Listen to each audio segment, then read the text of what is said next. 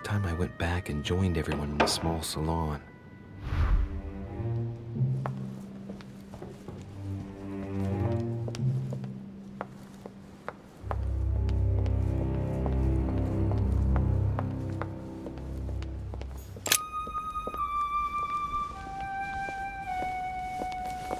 Emily, I must speak to you. What's the matter, Louis? I have news about your sister. What have you found out? Look, I've started piecing together the events leading up to my mother's disappearance and your sister's. Did my mother know about your secret? Yes, even though I belong to the English chapter, her rank in the Order gives her access to a good deal of personal information. It must have been Emma I saw in my vision. I was given to understand that my mother and your sister bonded during their stay. They kept up a secret correspondence, which makes me think they were suspicious of someone. And did you find out who it was? No, but von Wollner is mentioned. They were planning to make a quick getaway and were looking to hide something beforehand. Have you got these messages? Yes. Go ahead, take a look. I see.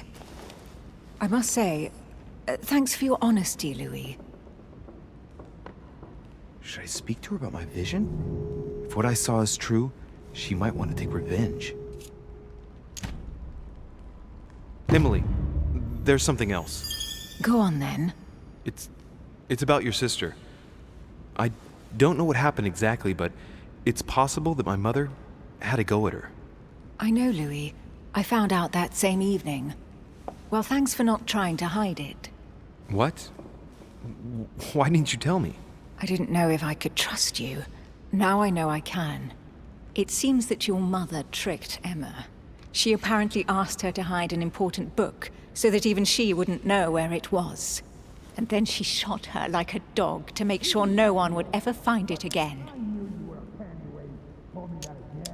Why would she do that?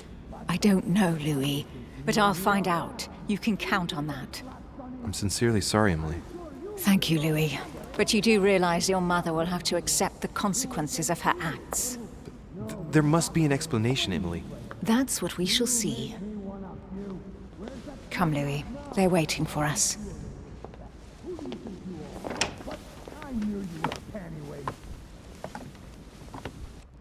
You will pay dearly, Peru. I'm sure you were involved somewhere along the line. That's right. Pretend you don't know. One piece of advice. Don't travel through France on your way back, or it'll cost you dearly. Calm now, my friends. Let's calm down. Everyone seems to be a little unnecessarily heated. Don't forget where you are, please. What's going on here exactly? Sir Gregory called us together to introduce the last guest. But hardly had we arrived when he set upon Monsieur Peru. And what has Monsieur Peru done to once again provoke someone's anger? We don't really know just yet. I get the feeling it won't be long before it gets out. How could you dare do such a thing? Dios mío, you are all out of your minds! Really, Duke Manuel? What made you kick up such a fuss? What? Have you not heard? Well, let me inform you that yesterday morning at 10:22 a.m. precisely, in the middle of the Place de la Révolution in Paris, by decree of the National Convention which Monsieur Peru works for, King Louis was guillotined. What? The King of France is dead, gentlemen. Our monarchies are in danger. I have said it before. How dare they? Oh dear. Oh, as if...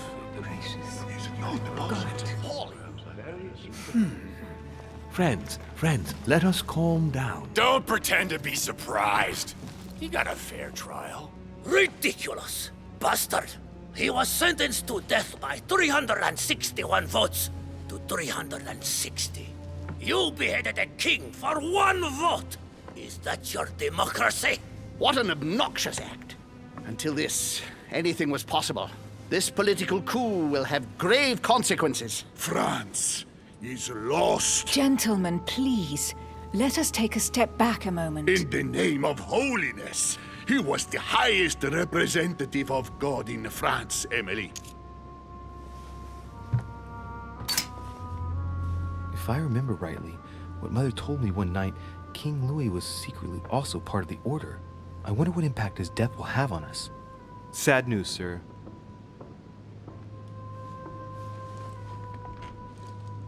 With whom do I have the pleasure of speaking? Louis de Richet. Are you related to Sarah de Richet? Sarah is his mother, Duke. Gentlemen, this news affects us all, but I must ask you to remain calm. It's not the first time history has taken us by surprise. Let's ensure that our respective countries are allowed to respond appropriately to this news. Oh, rest assured, the response will not fall short, my friend. Good for you. Well, Your Grace, here I was preparing to introduce you as is proper, and you've beaten me to it. I'm delighted that we are all together at last. Our meeting will therefore be able to kick off shortly. I have just a few more little preparations to take care of before you all find out the reason for your presence here. In the meantime, I shall leave you to get to know one another. When you hear the bell, please proceed to the conclave room on my left, behind that door. I'll see you later.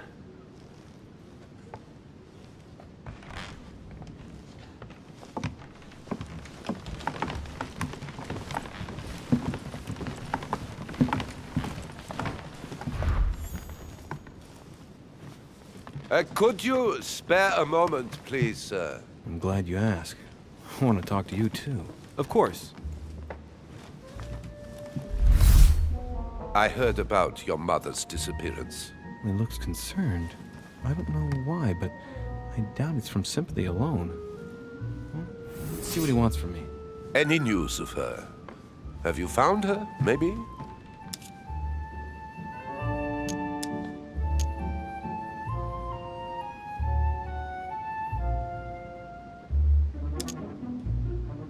Hear you speak, it sounds like you and my mother were close.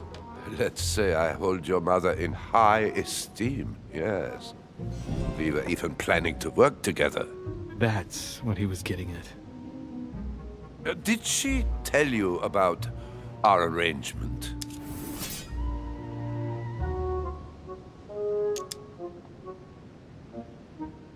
The cat's out of the bag now. More or less, but please do refresh my memory. Yes, of course. Nothing of great importance in itself. During one of our discussions, she spoke of an old book, which might have been of interest to me, and she had agreed to let me have it. A book about what? Ancient occultism. As you are aware, I am a doctor of theology. You might have come across some old books in her belongings, perhaps?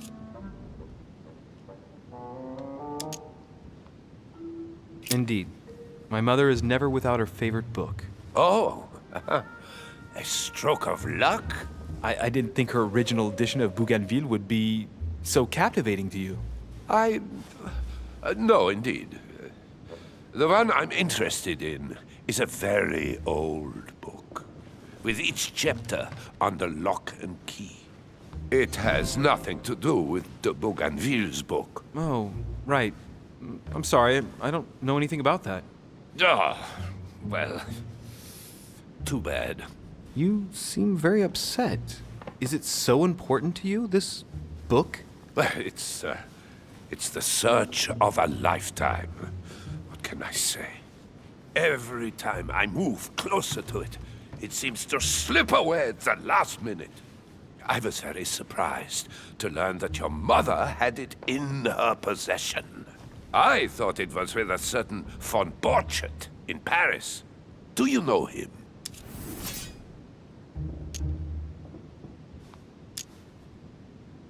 Indeed.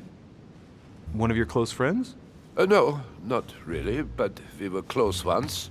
Precisely over the case that concerns us now, because he claimed to have the book I'm looking for.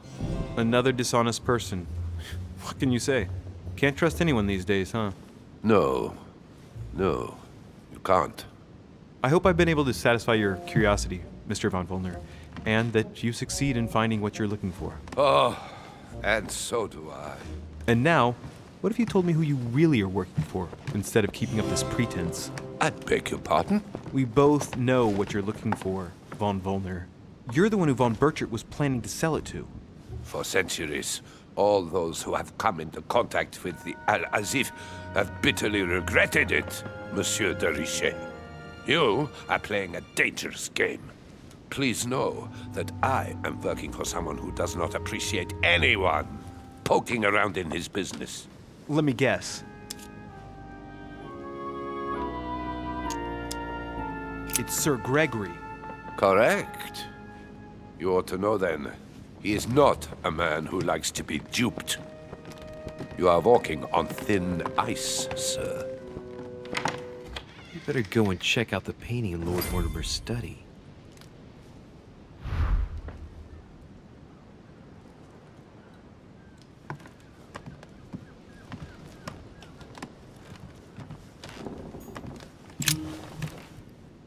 Monsieur Bonaparte, may I speak with you a moment? May we?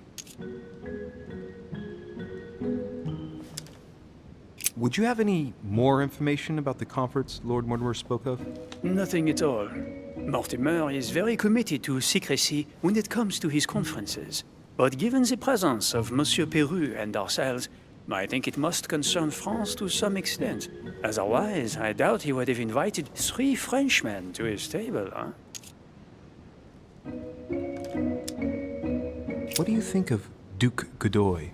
Well, I'd rather not express any opinion of him. Why is that? His reputation is enough for me. Meaning?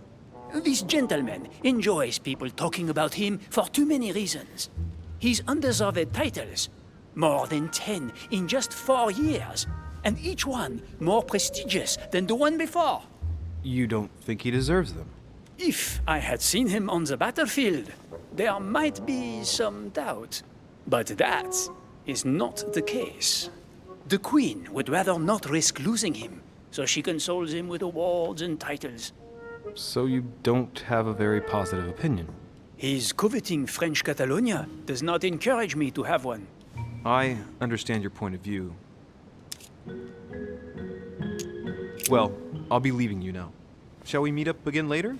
Wait, monsieur. Any news of your mother? Unfortunately not, no. I hope to speak with her about my deal before I leave. Let me know if you find her. À plus tard, monsieur.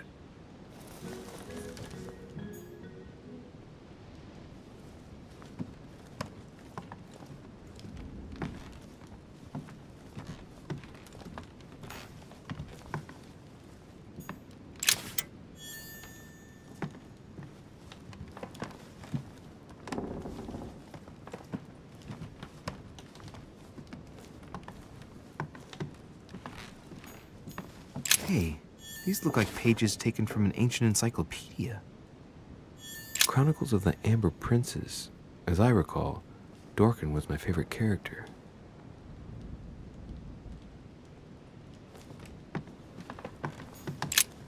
There's a pattern with 5 circles on this chest.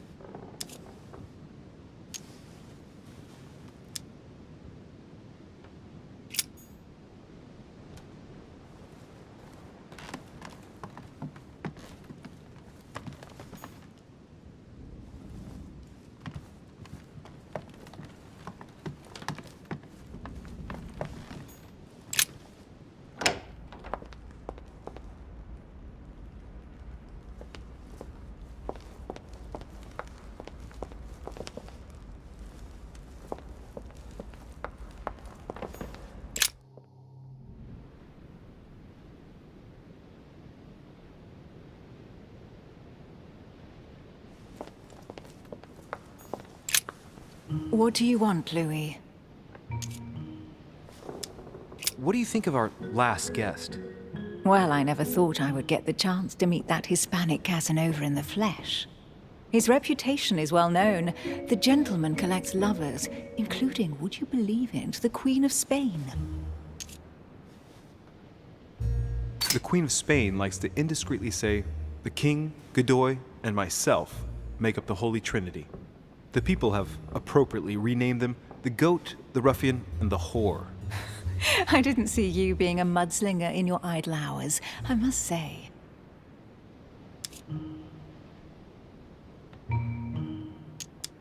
Emily, what can you tell me about the coming conference? Sir Gregory and Lord Mortimer organize this kind of high society meeting every so often in order to consider the world situation. But to what purpose?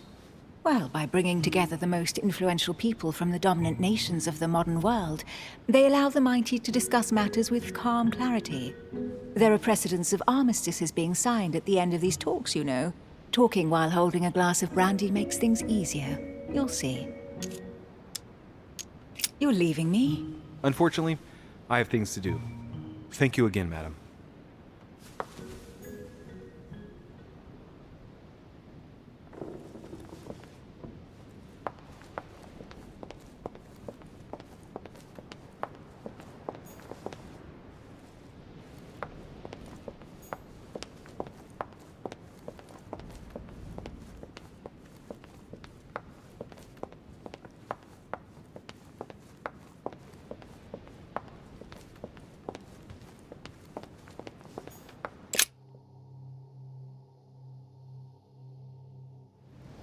So, what did my mother mean by going beyond the nightmare?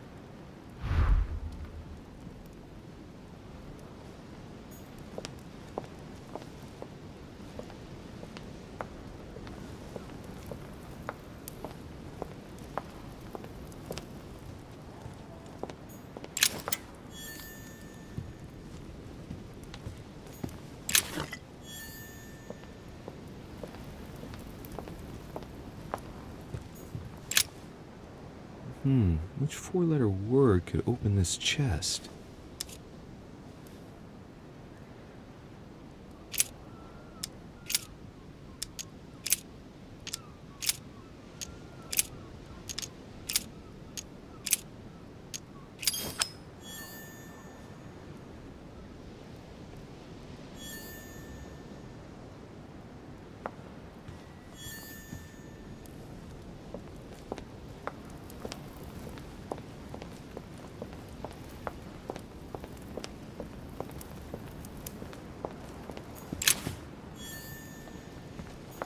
Dante's Purgatory. Why does your mind presume to flight when you're still like the imperfect grub, the worm before it's attained its final form? Charming.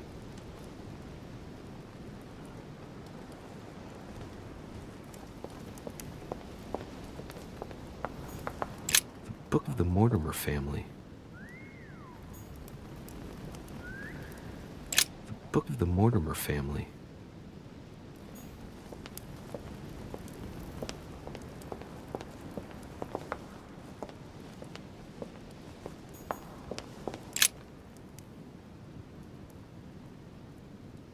Family ancestor, apparently.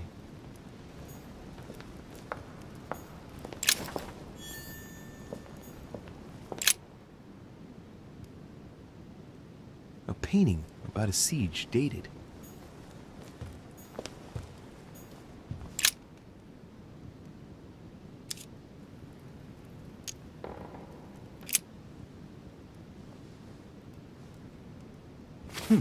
Might come in handy.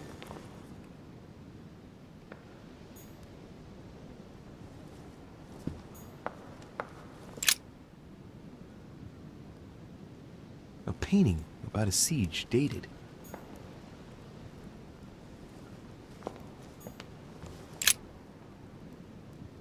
Let's take a closer look.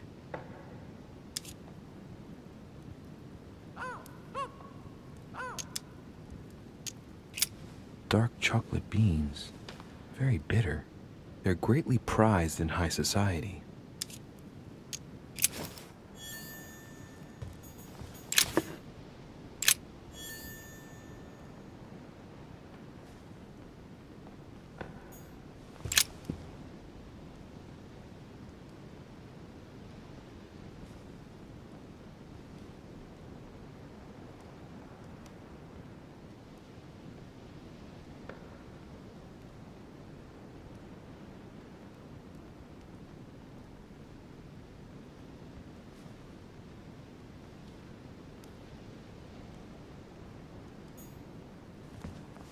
No, what have we got here? Well, it looks like a model of a lock. It's as if Mortimer is fond of complicating things sometimes. Well, I hope I never have to try and unlock it.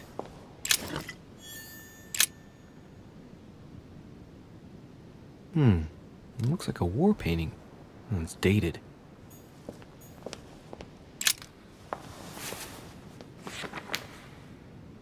It's a book on the history of the Crusades. I don't think it has any connection with my research.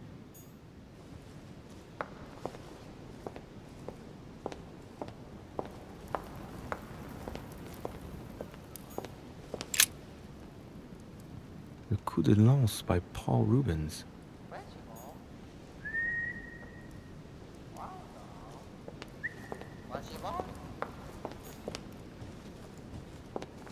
The Nightmare painted by Fuseli in 1781. Ah, this must be what my mother was talking about. Now just need to find out what she meant by go beyond.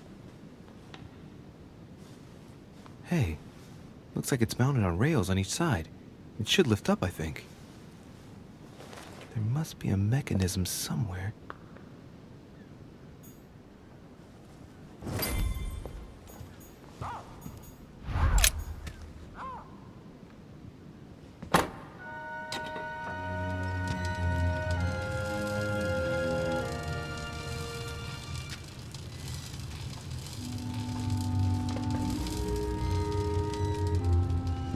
Aha! I found it. Oh, what on earth is this? A ring lock now? Great. That's all I needed.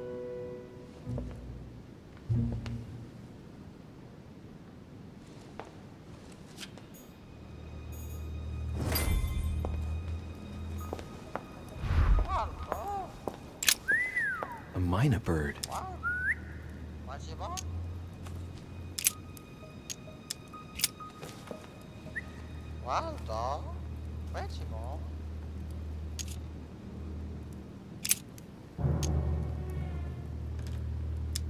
Sarah de Richet? Waldo, you know Sarah?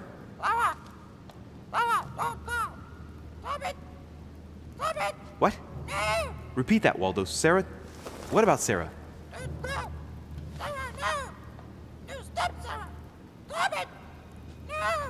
Good God, what's been happening here?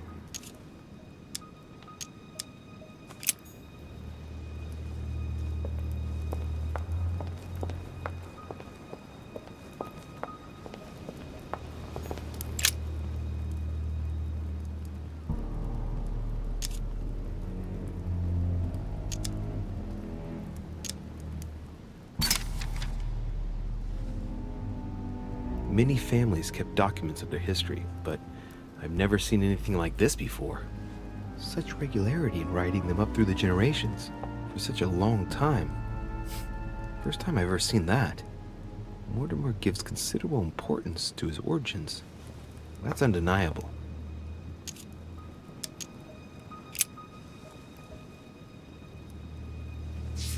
Well, well. History of the Mortimer lineage.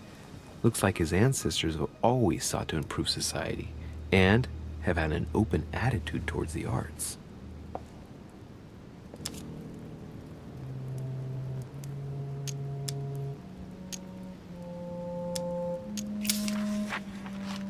This seems to be the list of grants and sponsorships given by the Mortimer family.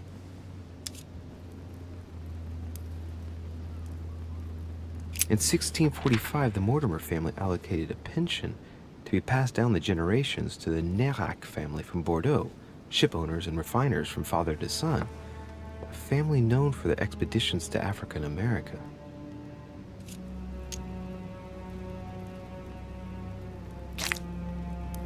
The Golden Triangle.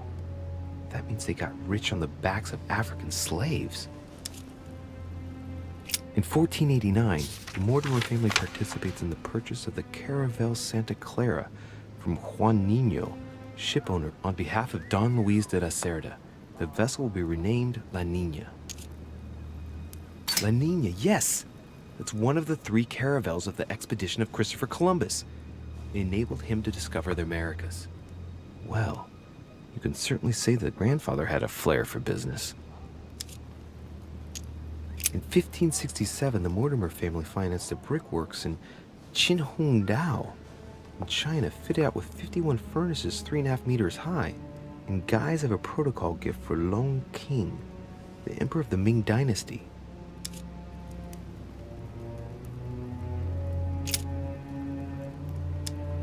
From 1235 to 1280, the Mortimer family granted an annual pension to Albert the Great, Archbishop of Regensburg, in order to fund his research in the writing of De Mirabilibus Munci, books about the wonders of the world. Let's not forget it recorded the recipe for gunpowder in the form of an anagram. They democratized firearms in Europe, no less.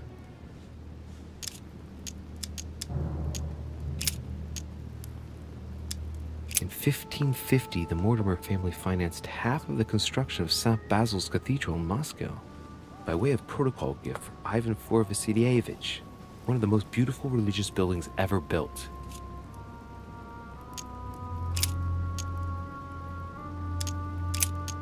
In 1635, the Mortimer family sponsored the Academy of Mersenne for 30 years in Paris for works in the sciences and in philosophy.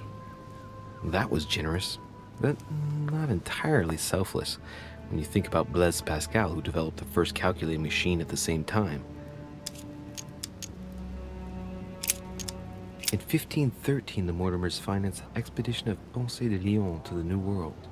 That was the expedition that resulted in the discovery of Florida, in fact.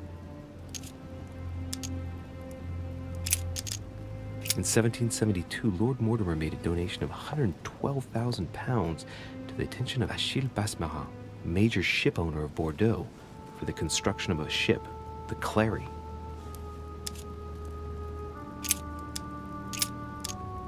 From 1685 to 1720, the Mortimer family allocated an annual pension to Denis Papin for his brilliant works in pneumatics and hydraulics. That reminds me of spectacular experiments such as his first submarine, which didn't end all that well if I remember correctly.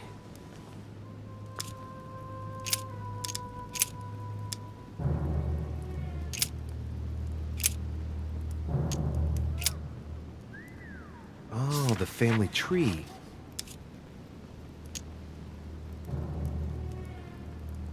The first William Alexander Mortimer.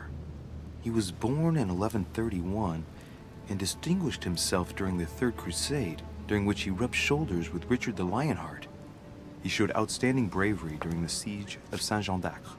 He died in 1211 in the country of Westford at the age of 80. What longevity! Nice. Nothing is mentioned about his wife. The direct descendant of William Alexander Mortimer I was born in 1195 on his father's return from the Crusade.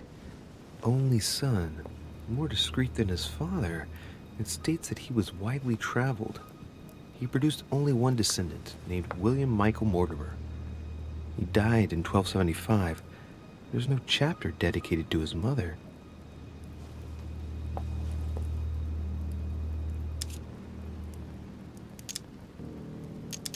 All right. For one, the women of the lineage are not mentioned at all. What a cavalier attitude. Right. Let's see. Who else is there?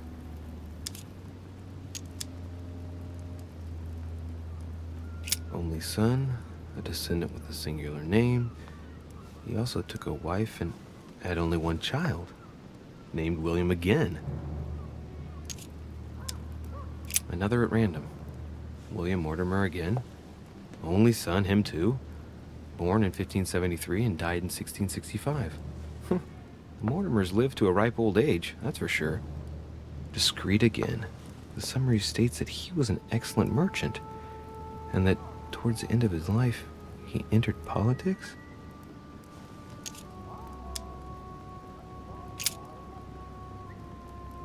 All right. For one, the women of the lineage are not mentioned at all. What a cavalier attitude. Right. Let's see. Who else is there?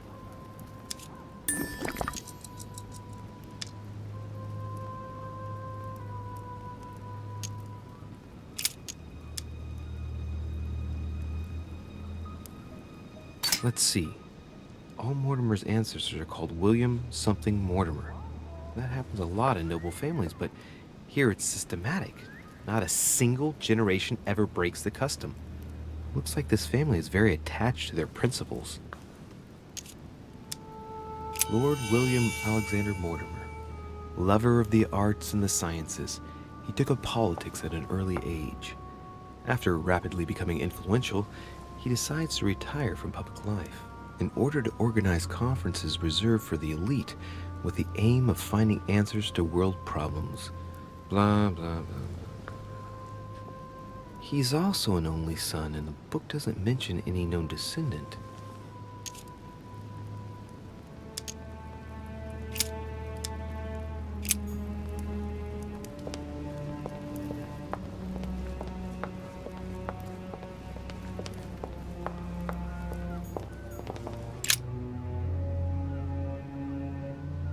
Painting depicting the Third Crusade.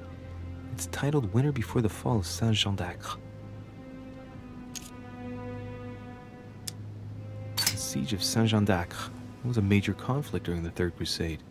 Richard the Lionheart and Philip Augustus fought to take the town back. It was the Crusaders' first operation to take back the Kingdom of Jerusalem.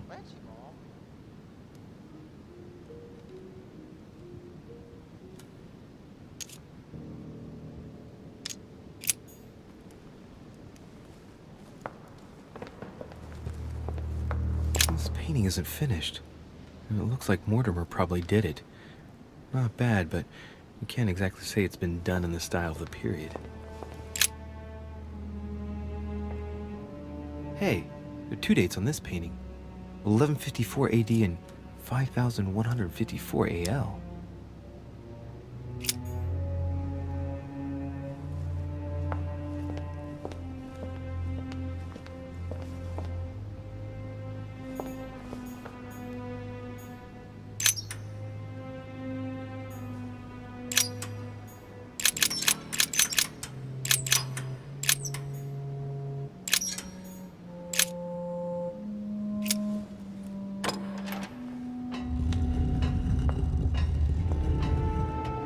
Open sesame.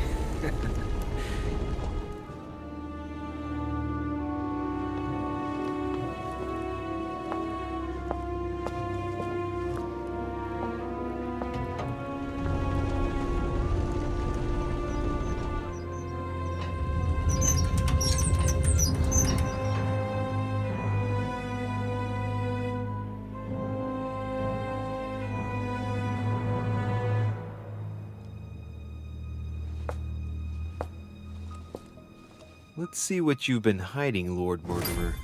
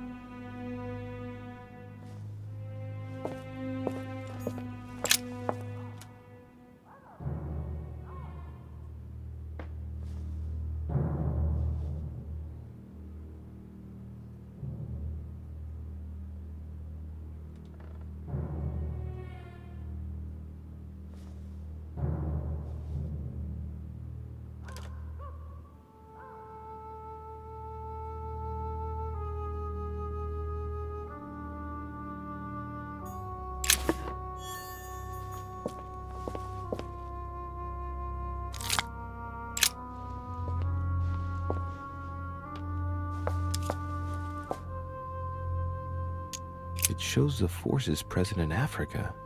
This is unexpected activity in this sector. It looks like there are also many unknowns, even for Mortimer. Moreover, it shows a fair number of sea voyages being organized towards the American continent. No doubt with slaves. How many men are broken in this trade? Tens of thousands each year, according to what people say.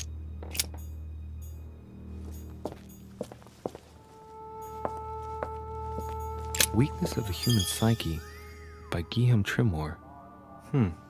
He says, it is possible to drill an idea into someone by constant daily repetition until the mind gives in. And goes on, there are hundreds of good ways to live life, but you only need one to convince the masses that it's the only one possible. The author isn't letting any ethical principles get in his way, is he?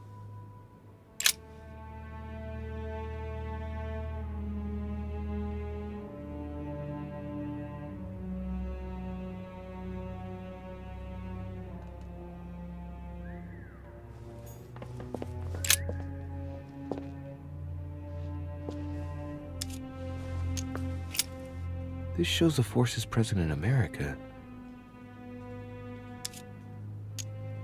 Some of those forces are pushing toward the west. On it, Mortimer's placed little feather symbols at different points, toward which the Spanish are headed. Could he be fueling Indian resistance to slow down Spain?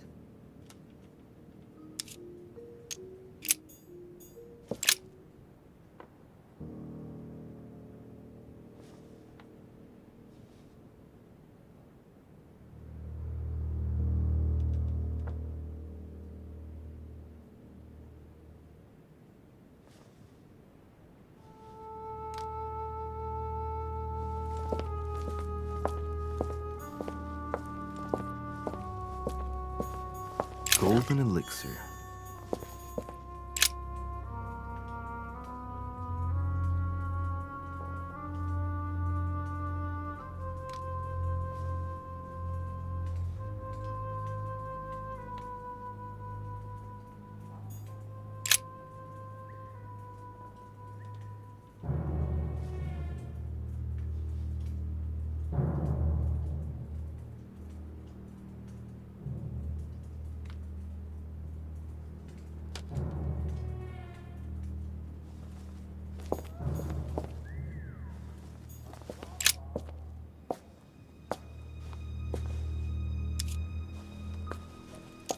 It shows the forces present in Europe.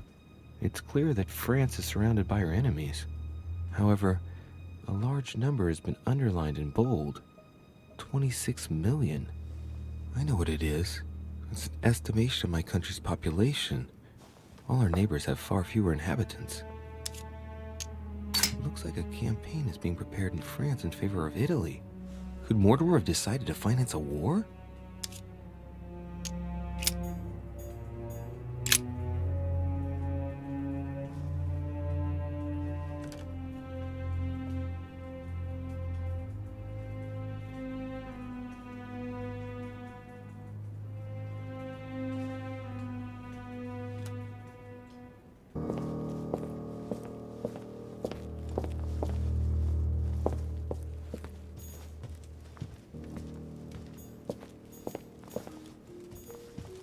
Some goat skulls, chicken legs. Now we all know what that's for. I'm a little surprised at Mortimer. I didn't seem as the type to be organizing little pagan parties, invoking occult powers, and dancing naked under the full moon. I'm more used to seeing cheap charms like this sold by charlatans in Pré Saint-Gervais. Something strange about this table. The Little Surgeon's Perfect Collection.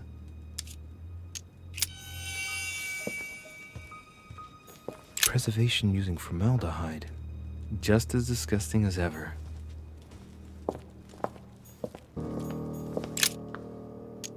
Strange. I don't recognize the alphabet. I wonder where the pictograms are from. It isn't Egyptian or Hebrew. There are two inscriptions on the sides as well as on the top. No way to know what's underneath. Absolutely no idea what it's for, but I find this cube fascinating. Looks like obsidian or onyx. It must weigh a ton. These are feathers. Pigeon, probably. A skeleton by the name of Gustav, if the plaque on the plinth is anything to go by. Mortimer's given a name to his anatomy skeleton. That's morbid. Oh, his right hand is missing.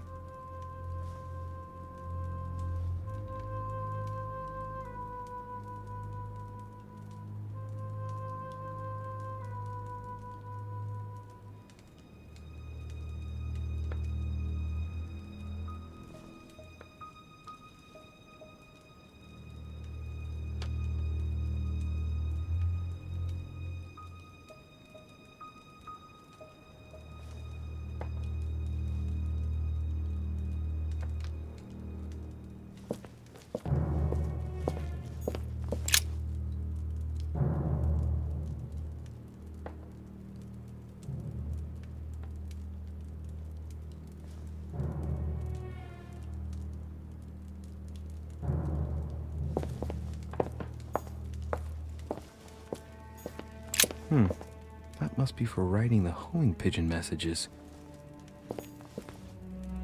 An iron mask. I wonder who it's for.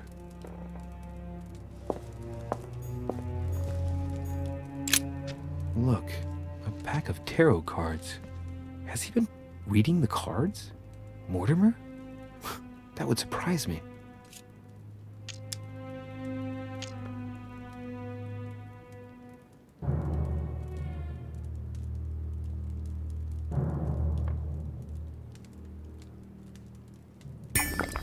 It is a typical draw on a line that answers a specific question.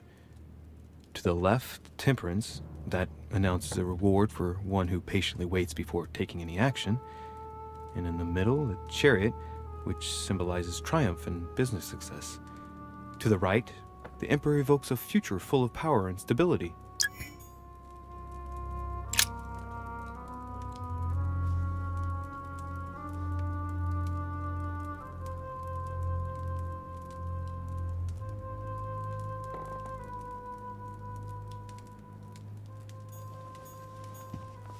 Three rusty old nails. They're about 20 centimeters long.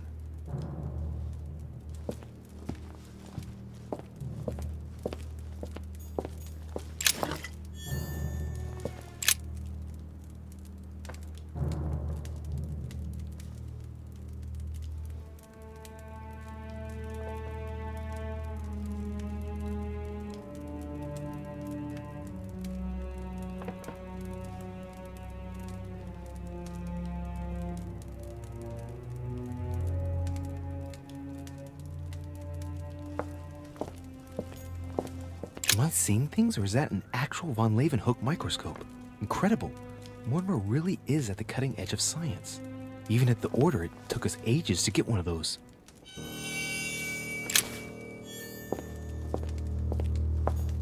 A chest with a motif representing the alchemical symbol of fire.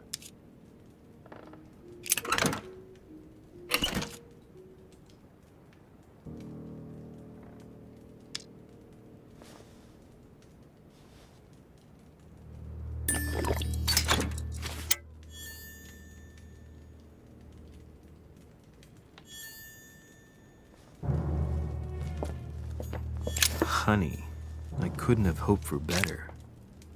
A table of alchemical elements. So, Lord Mortimer also studies alchemy? It seems like he's interested in everything.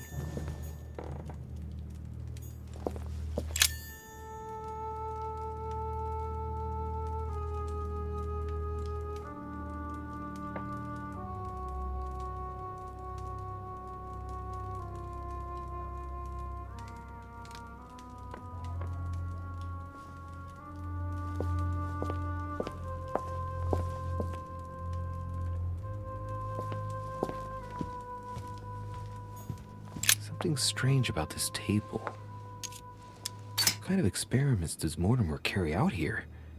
It's a dissection table. So Mortimer does autopsies here on his desert island. But what was he doing autopsies on then?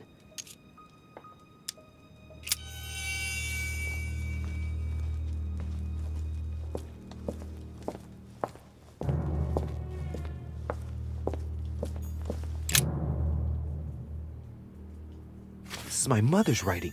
I've picked up her trail. What is she up to? Obviously, she wants to lure Mortimer somewhere, but where? The only clue she's left for Mortimer is this stone sword. It must be intentional. It looks like a decorative sword, like from a statue, for example. And judging by the state of it, I'm guessing it's been left outside for a long time. I have absolutely got to find out where it came from.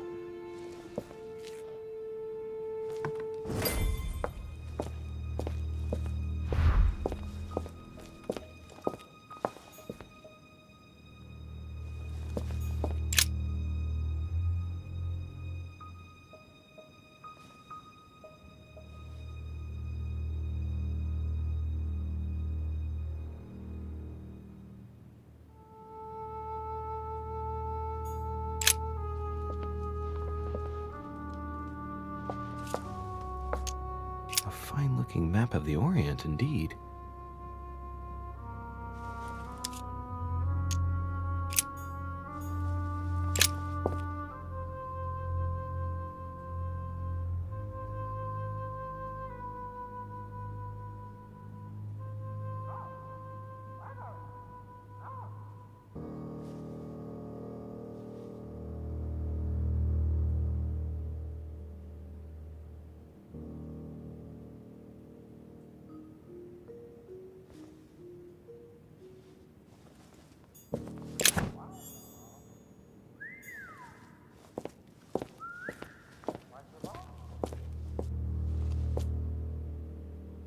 Oh, shit. How am I gonna get out of here now?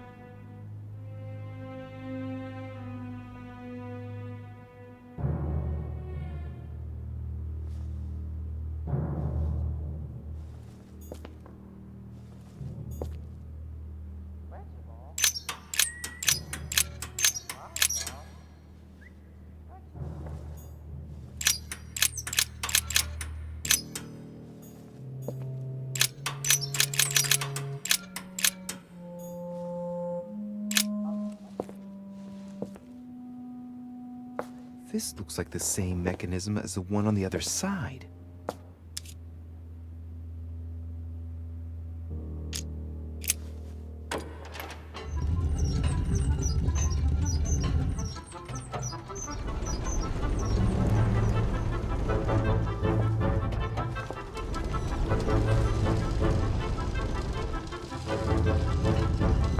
Well, better not dwell on it then.